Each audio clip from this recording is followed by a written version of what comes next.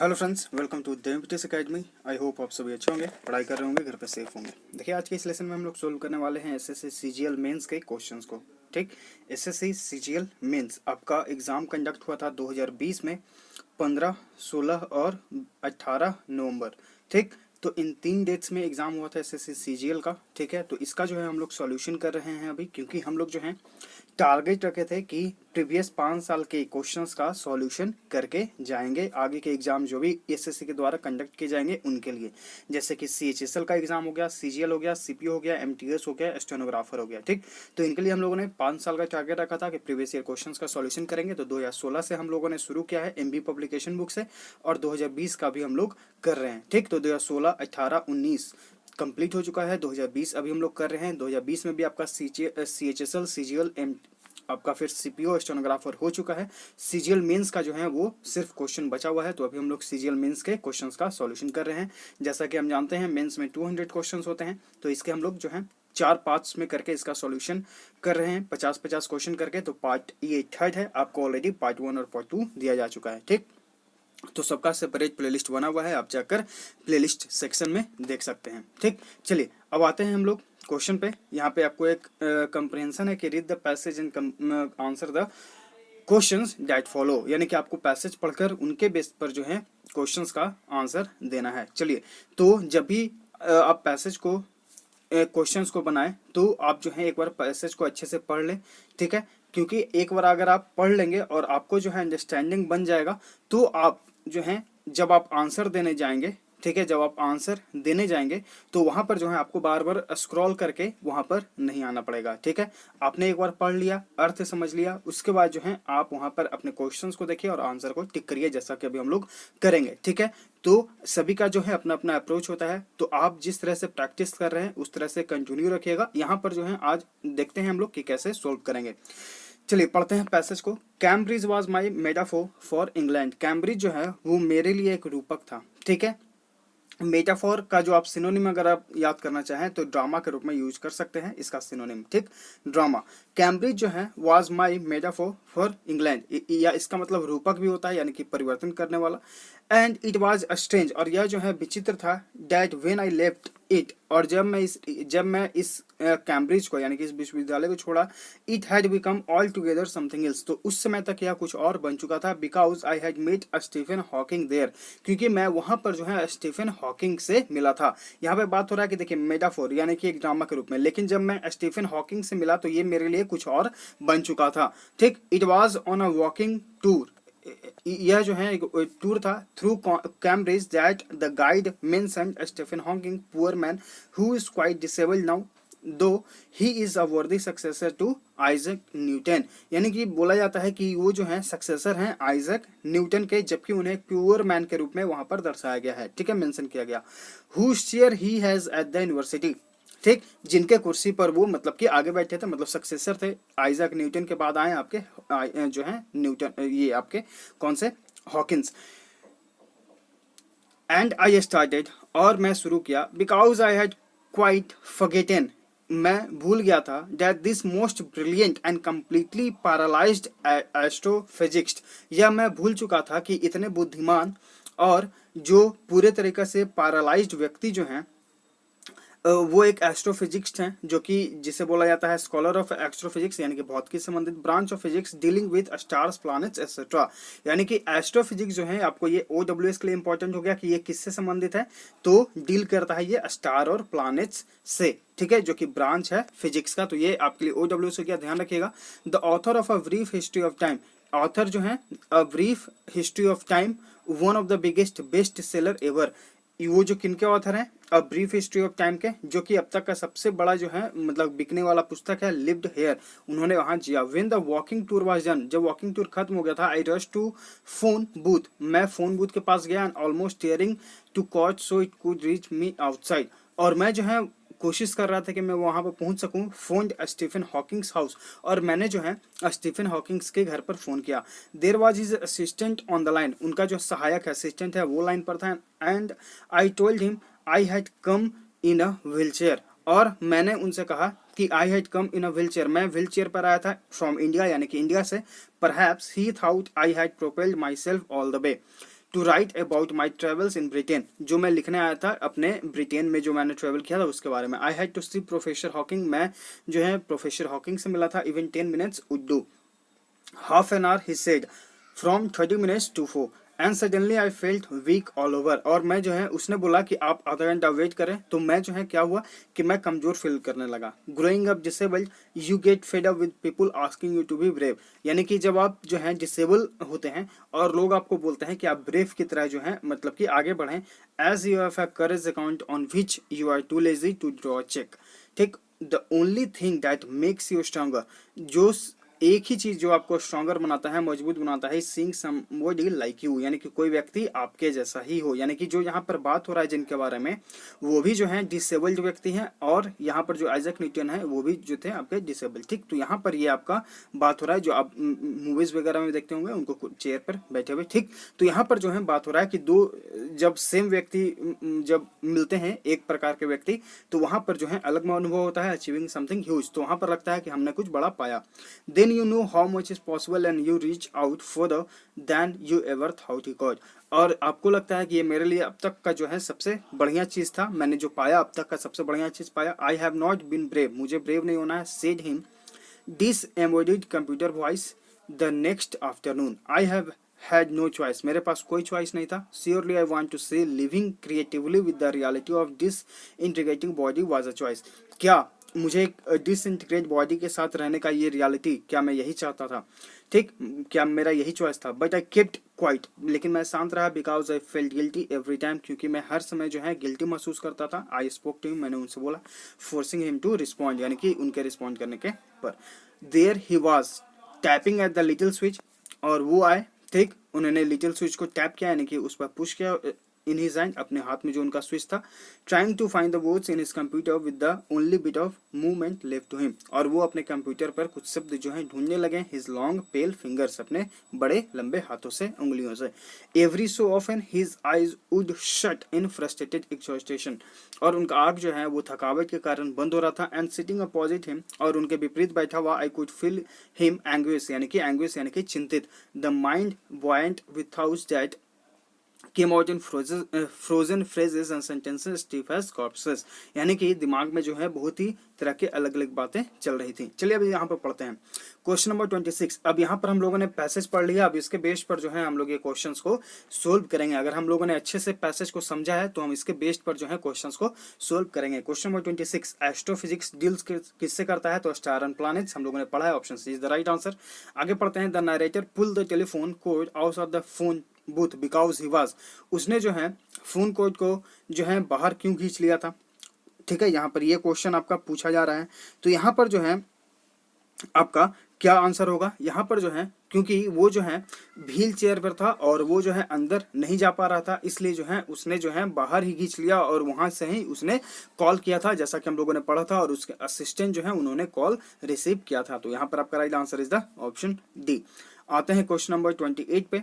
Which facts is not true, यहाँ पर पूछा गया है स्टीफन हॉकिंग के बारे में। अ पैरालाइज्ड मैन, ठीक, यहाँ पर तो ये सही है क्योंकि पैरालाइज दिखाया गया वहां पे। A worthy contemporary of Newton, नहीं, कंटेम्पररी नहीं, उनके वो सक्सेसर थे। Right answer is the option B, यानी कि उनके बाद आने वाले थे। कंटेम्पररी मतलब कि समकालीन होता है, यानी कि एक ही समय में दो व्यक्ति। यहाँ पर बोला गया था कि वो सक्सेसर थे, इसलिए जो है आपका ये एलिमिनेट, यानी कि ये सही नहीं है। Right answer is the option B. Question number 29, the narrator feel the professor's anguish in, जो नारेटर है वो प्रोफेसर को एंग्विश क्यों दिखता है? ठीक है, उनको क्यों लगता है कि वो थके हुए हैं? क्योंकि वो जो है his inability to express his thoughts in words, यानी कि उनकी जो अयोग्यता है वो अपने थॉट्स को वर्ड्स में दिखाना चाह रहे थे। ठीक, जैसा कि हम लोगों ने पढ़ा कि वो कंप्यूटर पर जो है कुछ बटन्स को टैप कर रहे थे, लेकिन उनकी जो बड़ी बड़ी उंगलियों के साथ। आते हैं क्वेश्चन नंबर 30 पे। Complete the sentence to make it true, आपको जो है सेंटेंस को कंप्लीट करना है। ठीक, कि नारेटर आखिर क्या कहना चाह रहा है। Is the author of a brief history of time, जो ऑथर हैं वो ब्रीफ हिस्ट्री ऑफ टाइम के जो है ऑथर हैं। नारेटर के बारे में यहाँ पे बोला जा रहा है, ये है नहीं, क्योंकि ये जो है इसके राइटर कौन थे? Stephen Hawking. Came to Britain to study astrophysics, नहीं, यहाँ पर वो तो घूमने आया था, क्योंकि बोला गया था कि वो ब्रिटेन में जो है ट्रेवल कर रहा था और उसके बारे में वो लिख रहा था, इसलिए भी एलिमिनेट।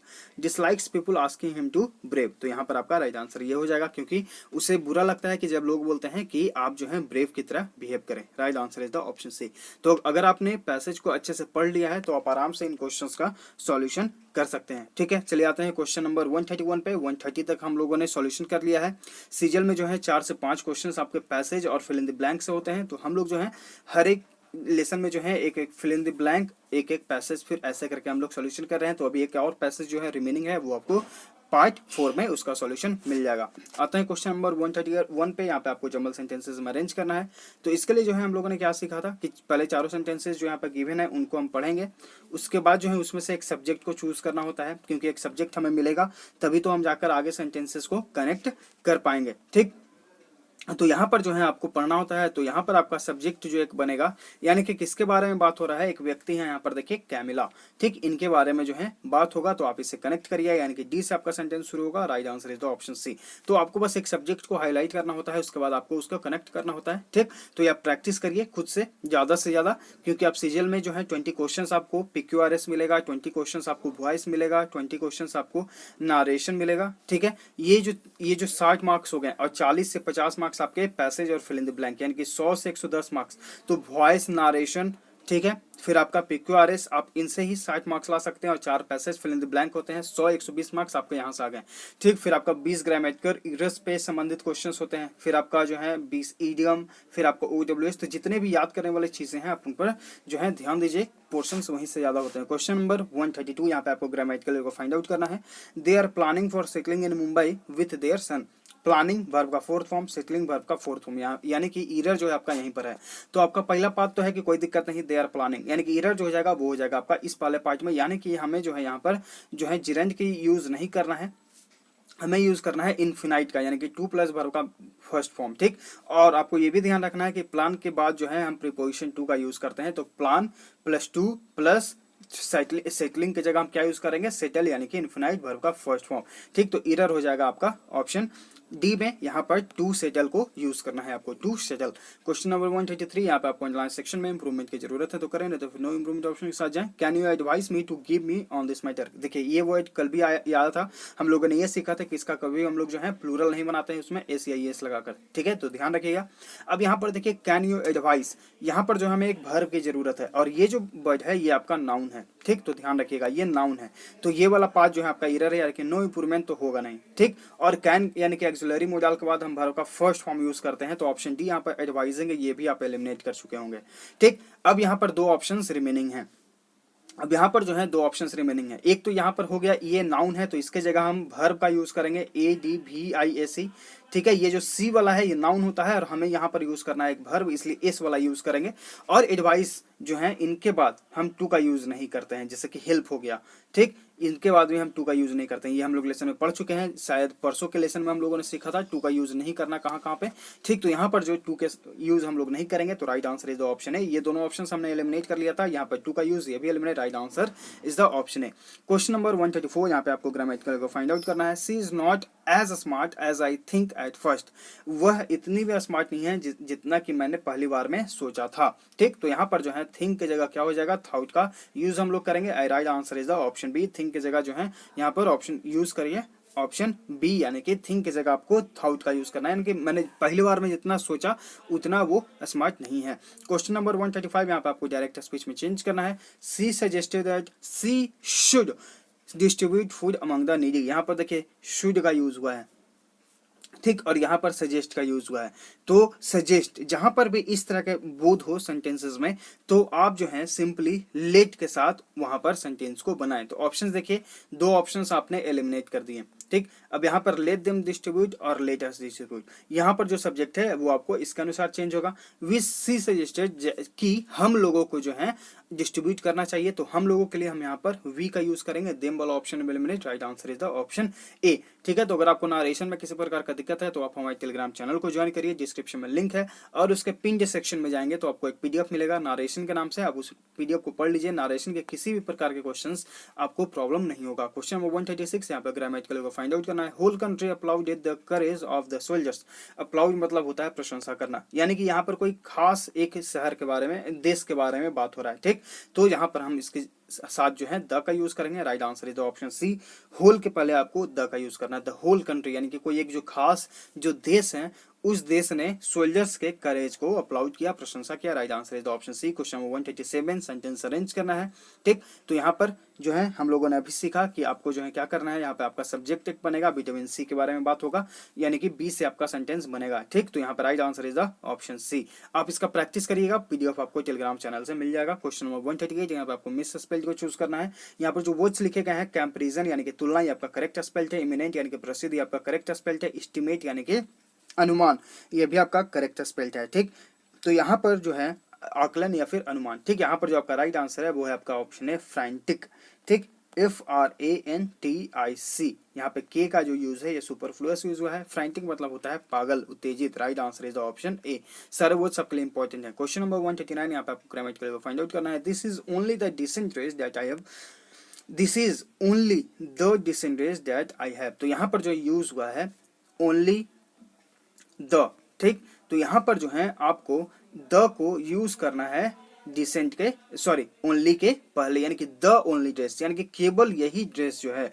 ठीक, यानी कि केवल ड्रेस। तो यहाँ पर जो है आपको ये दर्शाने के लिए आपको ओनली को जो है डिसेंट ड्रेस के साथ यूज करना होगा। द ओनली डिसेंट ड्रेस, यानी कि द हो गया कोई खास आपका ड्रेस और ओनली डिसेंट ड्रेस। ठीक, तो यहाँ पर जो आपका राइट आंसर है वो है आपका ऑप्शन बी, यानी कि इंटरचेंज इसका यूज करिए आप, द ओनली का यूज करिए। क्वेश्चन नंबर 140, यहाँ पे आपको इनडायरेक्ट स्पीच में चेंज करना है। The doctor said to Anita, are you feeling better now. यहाँ पर देखिए जो है इंट्रोगेटिव सेंटेंस दिया गया है, यानी कि आपका सेंटेंस जो है आस्क के साथ बनेगा। आस्क आस्क आस्क, आस्क के साथ हम टू का यूज करेंगे नहीं, एलिमिनेट हो गया है, एक ऑप्शन आपने एलिमिनेट कर लिया। ठीक, अब यहाँ पर देखिए कि इस वाले पार्ट को जो है हम इसके अनुसार चेंज करते हैं, यानी कि इन्वर्टेड कॉमा के बाहर वाला। तो ये पार्ट जो है आपका प्रेजेंट है तो पास्ट में बनेगा, और कॉन्टिन्यूअस में है तो पास्ट कॉन्टिन्यूअस में आपको बनाना होगा। तो ऑप्शन बी देखिए, यहाँ पर वेयर का यूज हुआ है। सी के साथ हम वाज का यूज कर सकते हैं, करते हैं, ये हम लोग टेंस में हम लोगों ने सीखा है। अब उसके बाद है कि यहाँ पर इफ का यूज हुआ नहीं है। ठीक, तो ये भी एलिमिनेट, क्योंकि इंट्रोगेटिव सेंटेंस में आपको इफ वेदर का यूज करना होता है। Right answer is the option D. आते हैं क्वेश्चन नंबर 141 पे। यहाँ पे आपको एंटोनिम बताना है, यानी कि विपरीत शब्द। टेम्पोररी का टेम्पोररी मतलब होता है अल्पकालीन, यानी कि अस्थायी। ठीक है, यानी कि जो अस्थायी ना हो, कम समय के लिए हो। ट्रांजिटरी यानी कि क्षणिक, कम समय के लिए। लास्टिंग यानी कि टिकाऊ। Right answer is option B, momentary यानी कि क्षणिक। इंटरिम यानी कि अंतरिम। क्वेश्चन नंबर 142, यहाँ पे आपको इनडायरेक्ट स्पीच में चेंज करना है। She said however hard it rains I have to go to work. Past, तो इसके अनुसार आप इसको भी चेंज कर दीजिए। ठीक, तो यहाँ पर जो है आपको ऑप्शंस को ध्यान से देखना होगा। यहाँ पर माइट का यूज, यहाँ पर मे का यूज, यहाँ पर रेंस का यूज। ठीक, तो आपने क्या देखा कि तीनों ऑप्शंस एलिमिनेट हो गए, क्योंकि आपका सेंटेंस सिंपल प्रेजेंट है तो आप उसको सिंपल पास्ट में चेंज कर दीजिए। Right answer is the option है। ये हम लोग नरेशन में पढ़ चुके हैं रूल्स में, आप उस पीडीएफ को जरूर डाउनलोड करके पढ़ लीजिए। क्वेश्चन नंबर 143, यहाँ पे आपको इनडायरेक्ट स्पीच में चेंज करना है। Oh no we have missed the flight, she said. यानी कि उन्होंने जो है क्या कहा, उन्होंने जो है मतलब कि अफसोस किया कि हमने जो है फ्लाइट मिस कर दिया है। तो अफसोस करने के लिए कल हम लोगों ने वर्ड पढ़ा था regret.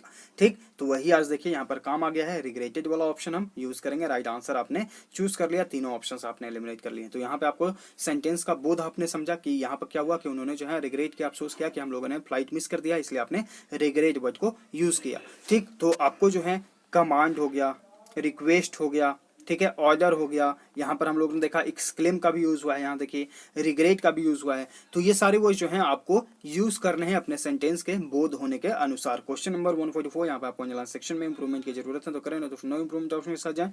C was so tall to reach the top shelf. ठीक, she was so tall to reach the top shelf. Shelf मतलब होता है जो खाने बने होते हैं रखने के लिए, ठीक, उसमें। तो यहाँ पर जो है वह इतनी लंबी थी कि टॉप सेल तक पहुंच सके। ठीक, तो so tall that, tall sorry too tall for और टॉल इनफ टू। तो यहाँ पर जो है हम लोग यूज करेंगे टॉल इनफ टू। इसका अर्थ जो होता है टॉल इनफ मतलब क्या इसका अर्थ होता है, इसका मतलब okay that is tall which has a greater height than average, यानी कि किसी के एवरेज हाइट से ज्यादा हो, वहां पर जो है हम लोग टॉल इनफ का यूज करते हैं। तो यहाँ पर यही बात हो रहा है कि वह जो है इतनी काफी लंबी है कि वह टॉप सेल तक पहुंच सके। तो यहाँ पर जो हम लोग यूज करेंगे टॉल इनफ का right answer is the option D. Question number 145 यहाँ पे आपको डायरेक्ट टेक्स्ट में चेंज करना है। Sanjeev said that he would surely succeed, यहाँ पर वुड का यूज हुआ है तो हम क्या यूज करेंगे, विल का यूज करेंगे। ठीक, तो आपको क्या करना है, विल वाले ऑप्शन को देखना है, बाकी ऑप्शंस आपने देखे एलिमिनेट कर दिया आपको। तो आपका अप्रोच यही होना चाहिए कि सेंटेंस को अच्छे से पढ़कर उसके बाद देख लीजिए कि यहाँ पर पास्ट है तो इसका वुड का यूज हुआ, यानी कि इसका प्रेजेंट फॉर्म हम लोग यूज करेंगे विल। ये रूल सारे आपको बताए गए हैं। ठीक, तो यहाँ तीनों ऑप्शंस आपने एलिमिनेट कर लिए, राइट आंसर आपका ऑप्शन है। क्वेश्चन नंबर 146 यहाँ पे आपको डायरेक्ट टेक्स्ट में चेंज करना है। सी आस्क्ड हर मदर, यानी कि सेंटेंस आपका जो है इंट्रोगेटिव में होना चाहिए। Why she was so upset, यानी कि ये देखिए आपका पास्ट है तो ये प्रेजेंट होगा, तभी तो ये डायरेक्ट में चेंज हुआ है। तो प्रेजेंट में जो है वाज के जगह हम क्या यूज करेंगे, इज का यूज करेंगे। ठीक, तो यहाँ पर जो है वाच की जगह जो है यहाँ पर आपका सब्जेक्ट क्या हो जाएगा, सी की जगह यू हो जाएगा। तो यू के साथ हम क्या यूज करेंगे, आर का यूज करेंगे। ठीक, तो ऑप्शन देखिए यहाँ पर पास्ट में है और यहाँ पे आर यू अपसेट टुडे, यहाँ पर जो है ये सेंटेंस जो है आपका WHO फैमिली के साथ शुरू हो रहा है, तो WHO फैमिली यहाँ पर ये है नहीं। ठीक, और यहाँ पर ऑप्शन बी में आप देखेंगे तो why you are so upset today, यहाँ पे आपका ग्रामेटिकल स्ट्रक्चर ही एरर है, क्योंकि WHO फैमिली फिर आपका हेल्पिंग वर्ब आता है तब आपका सब्जेक्ट आता है। ठीक, ये स्ट्रक्चर ही गलत है, तो इसलिए भी eliminate, right answer is the option A. Question number 147 यहाँ पे आपको अंडरलाइन सेक्शन में इंप्रूवमेंट की जरूरत है तो करें, नहीं तो नो इंप्रूवमेंट ऑप्शन के साथ जाए। I wish I know how to play the guitar, यहाँ पर देखिए विश का यूज हुआ है, तो विश मतलब होता है जो पॉसिबिलिटी हो। ठीक, तो यानी कि ये जो पार्ट है आपको जो है कि पास्ट में शो करता है कि मैं विश करता हूं कि मैं ऐसा कर सकता, मैं विश करता हूं कि मैं ऐसा कर सकता था। ठीक, तो ये जो पॉसिबिलिटी पास्ट में दर्शाता है, इसलिए जो है हम यहाँ पर पास्ट वाले ऑप्शन को चूज करेंगे। तो ऑप्शन देखिए ये प्रेजेंट में है, ये प्रेजेंट में है, right answer is the option D. No improvement भी आपका एलिमिनेट हो जाएगा। क्वेश्चन नंबर 148 यहाँ पे आपको सिनोनिम बताना है, प्रवाची शब्द कंडीसेंडिंग का, इसका मतलब क्या होता है, इसका मतलब होता है कृपालु। ठीक है, इसका मतलब क्या होता है, कृपालु, या फिर किसी को संरक्षण देना। ठीक है, ऑप्शन देखिए स्टिमुलेटिंग यानी कि उत्तेजित, पैट्रोनाइजिंग यानी कि संरक्षण करना, right answer is option be creating यानी कि बनाने वाला, अक्यूजिंग यानी कि आरोप लगाना। क्वेश्चन नंबर 149 यहाँ पे आपको एक्टिव वॉइस में चेंज करना है। By whom has this mischief been done, by whom WHO family हो गया, हैज बीन वर्ब का थर्ड फॉर्म, यानी कि आपका जो सेंटेंस है प्रेजेंट परफेक्ट है, तो प्रेजेंट परफेक्ट में जब आपका एक्टिव वॉइस बनेगा तो सब्जेक्ट प्लस हैज या है प्लस वर्ब का थर्ड फॉर्म यूज करना है आपको। ऑप्शंस देखिए इज एलिमिनेट, क्योंकि आपको यूज करना है हैज, आपका हैज बीन यहाँ पर यूज हुआ है, ये आपका जो है पैसिव वॉइस में है तब जाकर बीन का यूज हुआ है, एक्टिव वॉइस में आपको बीन का यूज नहीं करना है।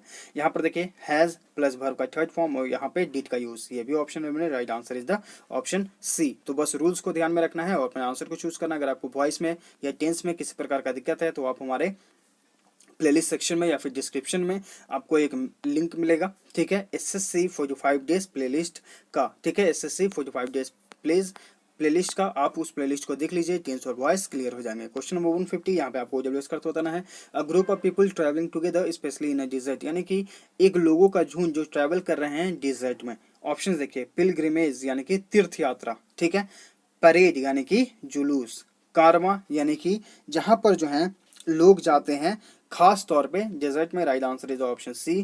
प्रोसेशन इसका मतलब होता है जुलूस, right answer is the option C. Question number 151 यहाँ पे आपको इनडायरेक्ट टेक्स्ट में चेंज करना है। Suman said to Meeta, I have been invited, तो सेड टू को चेंज करेंगे हम लोग टोल्ड में। ठीक, और हैव बीन को चेंज करेंगे बीन हैड में। ठीक, तो यहाँ पर ऑप्शंस अगर आप देखेंगे तो टोल्ड के बाद टू का यूज हुआ है, ये आपका एलिमिनेट हो जाएगा। ये आपका प्रेजेंट में यूज हुआ है, ये भी एलिमिनेट हो जाएगा क्योंकि हमें पास्ट में चेंज कर देना है। ठीक, तो यहाँ पर जो दो ऑप्शंस रिमेनिंग है वहां पर देखिए ऑप्शन ए में है बीन का यूज हुआ नहीं है, इसलिए भी एलिमिनेट, तो right answer is option B. तो आपको बस ध्यान रखना है अपने ऑप्शंस को और तुरंत एलिमिनेट करते जाना है रूल्स के हिसाब से। क्वेश्चन नंबर 152 यहाँ पे फिर से आपको indirect speech, he said to me where did you, तो ये आपका सेड टू को हम किस में चेंज करेंगे, आस्क में, क्योंकि हमारा सेंटेंस जो है वो आपका इंट्रोगेटिव है। देखिए, तो यहाँ पर आस्क के बाद टू का यूज गलत है, ये ऑप्शन तो आपका एलिमिनेट हो गया। ठीक, अब जो तीन ऑप्शंस रिमेनिंग हैं उसमें एक और चीज देखिए कि हम जब भी इंट्रोगेटिव सेंटेंस में आस्क के साथ बनाते हैं तो इफ या वेदर का यूज करते हैं, तो दैट वाला ऑप्शन भी एलिमिनेट हो गया, यानी कि दो ऑप्शंस आपने एलिमिनेट कर लिए। अब दो ऑप्शंस यहाँ पर जो रिमेनिंग है वो है आपका यहाँ पर वेयर डिड यू गो और यहाँ पे वेयर आई हैड गोन। ठीक, तो यहाँ पर जो आपका राइट आंसर बन जाएगा वो बन जाएगा आपका ऑप्शन बी। ठीक, यहाँ पर जो है आपका इंट्रोगेटिव सेंटेंस में जो ये है, तो जब हम इसे चेंज करेंगे तो ये आपका सिंपल पास्ट है, तो इसे हम जो है इंट्रोगेटिव में पास्ट परफेक्ट में चेंज करते हैं। ये सारे रूल्स आपको बताए गए हैं। Right answer is the option B. Question number 153, यहाँ पे आपको डब्ल्यू एस का अर्थ बताना है। A fast moving stream of water, यानी कि एक जो है तेजी से जो है पानी का धारा बहकर आना, उसे क्या बोलते हैं? फ्रीजर। फ्रीजर मतलब होता है दरार, चोट। ठीक है, वोल्केनो यानी कि ज्वालामुखी, क्वैक यानी कि भूकंप, टोरेंट यानी कि धारा। Right answer is the option D. आते हैं क्वेश्चन नंबर 154 पे। यहाँ पे आपको ग्रामेटिकल फाइंड आउट करना है। The girl besides you in high heels is my younger sister. The girl besides का यूज हुआ है। बिसाइड्स मतलब होता है के अतिरिक्त, जबकि यहाँ पर सेंटेंस आप पढ़ रहे हैं तो इसका अर्थ जो निकल रहा है कि जो गर्ल आपके बगल में जो है हाई हील्स में है वो मेरी यंगर सिस्टर है। तो बगल के लिए जो है हम लोग यूज करते हैं बिसाइड का, न कि बिसाइड्स का। ठीक, तो यहाँ पर जो है बिसाइड का यूज करिए। तो right answer is the option A, besides की जगह बिसाइड का यूज करिए। आते हैं क्वेश्चन नंबर 155 पे। यहाँ पे आपको सिनोनिम बताना है, यानी कि प्रवाची शब्द एक्यूरेटली का इसका मतलब होता है सही रूप में, सटीकता से। मॉडरेटली मतलब क्या हो गया? यानी कि मध्यम। करेक्टली यानी कि सही रूप से। Right answer is option B. Promptly यानी कि तुरंत। पार्शियली यानी कि आंशिक रूप से। क्वेश्चन नंबर 156, यहाँ पे आपको इनडायरेक्ट स्पीच में चेंज करना है। He said to me how delighted I am so see your work. Delighted यानी कि खुशी में उन्होंने बोला है। तो यहाँ पर जो है आपको क्या यूज करना है? जब भी खुशी में इस तरह का सेंटेंस से आपको, जैसा कि हम लोगों ने ऊपर भी देखा कि आपको सेंटेंस का बोध समझना है कि वो जो है किस बारे में बात हो रहा है। ठीक, तो यहाँ पर अगर आप ऑप्शन देखेंगे तो यहाँ पर जो है वो खुशी के बारे में, यानी कि उन्होंने जो है एक्सक्लेम करके बोला, आश्चर्यचकित होकर बोला। तो ऑप्शंस आप दो एलिमिनेट कर चुके होंगे। अब यहाँ पर एक्सक्लेम, एक्सक्लेम, इसके बाद डैट और डैट, उसके बाद how delighted I am to see your work. तो यहाँ पर जो है आपको इसके अनुसार जो है चेंज कर देना होगा। तो यहाँ पे आपको इसका आंसर बताना है कमेंट सेक्शन बॉक्स में। क्वेश्चन नंबर 157, यहाँ पे आपको इंडायरेक्ट स्पेलिंग चेंज करना है। The little girl said this bicycle is mine. The little girl said, यहाँ पर जो है कोई और ऑब्जेक्ट है नहीं, इसलिए हम सेड को सेड टू में ही चेंज कर देंगे। ठीक है, सेड को सेड में ही रहने देंगे, सॉरी, सेड को सेड में ही रहने देंगे। सेड के बाद जो है कोई आपका दूसरा ऑब्जेक्ट है तब हम उसे टोल्ड में चेंज करते हैं। ठीक, तो ये ध्यान रखिएगा। तो यहाँ पर जो है सेड को सेड में ही हम लोगों ने रहने दिया, और इन्वर्टेड कॉमा को हटाने के लिए डैट का यूज किया है, डैट का यूज हुआ है। ठीक, उसके बाद दिस की जगह डैट का यूज करेंगे। दिस वाले ऑप्शन आप एलिमिनेट करिए, और यहाँ पर जो है प्रेजेंट को पास्ट में चेंज कर दीजिए। ठीक, तो यहाँ पर जो आपका राइट आंसर बनेगा वो बनेगा आपका ऑप्शन डी। आते हैं क्वेश्चन नंबर 158 पे।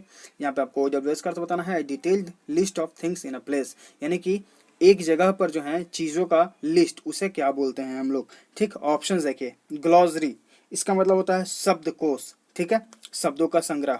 इन्वेंट्री यानी कि सूची। Right answer is the option B. Itinerary, इसका मतलब क्या होता है? जो लोग यात्रा करते रहते हैं, यात्रा कार्यक्रम। डायरेक्टरी यानी कि आपका निर्देशिका। Right answer is the option B. Question number 159, यहाँ पे आपको इडियम का अर्थ बताना है। फार एंड वाइड, इसका मतलब क्या होता है? फार एंड वाइड मतलब होता है ओवर अ लार्ज एरिया, यानी कि ये लार्ज एरिया है और ये चारों दिशा में आपको जो है काम करना है। ऑप्शन देखिए। इन ऑल पॉसिबल वेज, यानी कि सभी संभव का तरीकों से।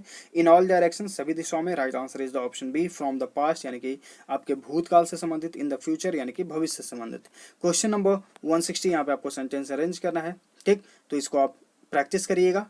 क्वेश्चन नंबर 161, यहाँ पे आपको ग्रामेटिकल को फाइंड आउट करना है। I explain you the reason for the delay in executing your order. तो यहाँ पर जो है कैन का यूज गलत है। I explain you the reason for the delay in executing your order, यानी कि मैं एक्सप्लेन करता हूँ जो एग्जीक्यूशन में देरी हुई है उसके लिए। ठीक, तो यहाँ पर कैन का यूज जो है वो सुपरफ्लुअस है। Right answer is the option B.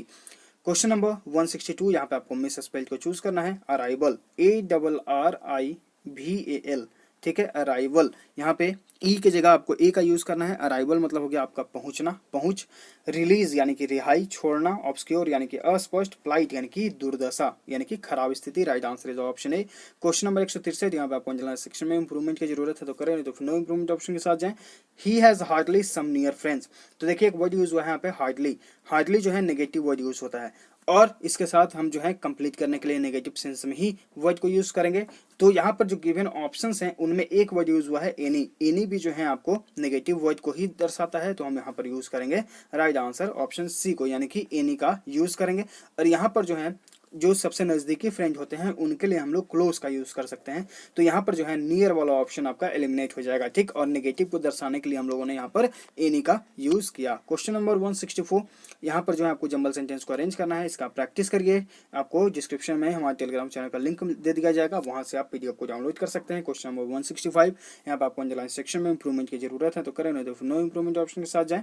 You will be in trouble if you don't obey to my orders, ठीक। तो ये वर्ड यूज हुआ है ओबे, जैसा कि अभी हम लोगों ने पढ़ा कि कुछ वर्ड्स के साथ जो है हम लोग टू का यूज नहीं करते हैं, तो ओबे भी जो है उन वर्ड्स में आता है। आपको जैसे जैसे लेसन जो है दिया जा रहा है, जिस प्रकार से क्वेश्चंस आ रहे हैं, वहां पर जो है आप एक जगह इन वर्ड्स को जरूर लिख लें और उसके बाद जो है आप उनका ध्यान में रखें, ठीक। कल के लेसन में भी आपको ये बताया गया था 2 वर्ड्स, आज भी हम लोगों ने 2 वर्ड्स यहाँ पर देख लिया है, ठीक। तो इन वर्ड्स को ध्यान रखिएगा, इनके बाद आपको टू का यूज नहीं करना होता है, तो आपको जो है ओबे, उसके बाद जो है my orders. Right answer is the option B, ठीक। यहाँ पे ऐसे भी अगर आप स्ट्रक्चर को देखेंगे तो यू प्लस डू या डस प्लस नॉट यूज हुआ है, उसके बाद आपको वर्ब का फर्स्ट फॉर्म यूज करना होता है, ठीक। तो यहाँ पर जो है वर्ब का फर्स्ट फॉर्म है तो कोई दिक्कत नहीं, उसके बाद जो है टू का यूज हुआ है, टू का यूज हमें करना नहीं होता, इसलिए नो इंप्रूवमेंट ऑप्शन के साथ आप जो है एलिमिनेट कर सकते हैं।